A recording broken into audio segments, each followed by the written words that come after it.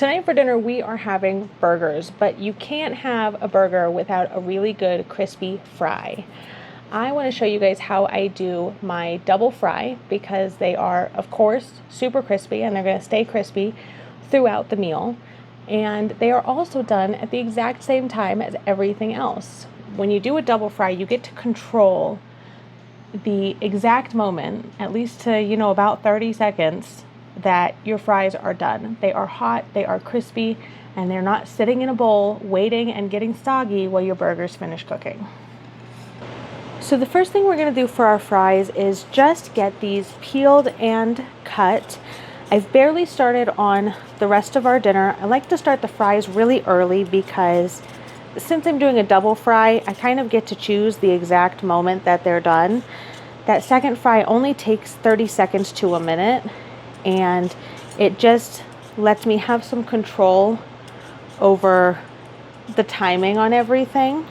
So my fries are done at the exact moment I want them done. So everything just comes out at the same time. My potatoes are all peeled. I've given them a quick rinse, and now I'm just going to cut them into French fries. The way I do that is, the first thing I do is I cut off one edge so that I've got a flat bottom to set down on the cutting board.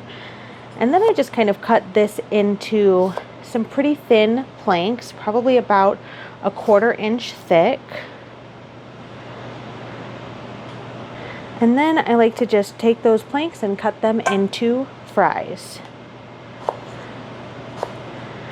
Now my general rule is 1 potato per person. There's only 2 of us, but I wanted some extra fries because I'm pregnant, and so I'm having some extra fries, and I guess I still kind of am doing 1 potato per person. And I like to do my fries pretty thin. They don't have to be perfect, but these are just about a 1/4 inch on each side. And of course, if at all possible, I like to choose the big potatoes. That way I'm getting the longest fries that I can get. All right, and with our fries all cut, I'm gonna give these a quick rinse in cold water just to get all of the extra starch off, and then we're gonna dry these really, really well. One of the keys to getting really crispy fries is making sure that there is basically no excess liquid. And I do that by drying off the cutting board. And then I have these kind of reusable, these are like proofing towels that I got. And I will use these to just dry off the fries. I just kind of like to lay them down, make sure they're in a single layer. And you can do this with other kitchen towels. I just like these. I found that these have the least amount of lint on them, and this is just how I like to do it. And I'm going to do one more cloth, and then I'm going to do one more layer. And then while I'm pulling them out of my bowl that I've drained, I kind of just like to try and shake off any excess water that's in there. And I'm going to put one more towel on top, and I really just like to kind of rub it around, and then I will roll it up and kind of squeeze as I go. Really, the goal here is just to make them as dry as possible. All right, I'm just going to set these. I've got another towel here. I'm going to set these fries on my last towel. And then these are just going to go into the deep fryer for our first fry. All right, so I've preheated my deep fryer to about 250 degrees. And I'm just going to go ahead and pour all of my fries in.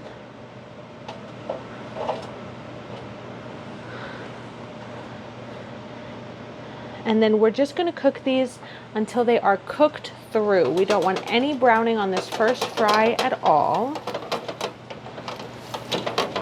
And then we're going to cook these until this ready light's going to turn off. The fries are going to cool down the oil. And then once this ready light turns back on, we'll start checking our fries to see if they are cooked all the way through. And once they're cooked all the way through, we will take them out and let them rest until we're ready for our second fry.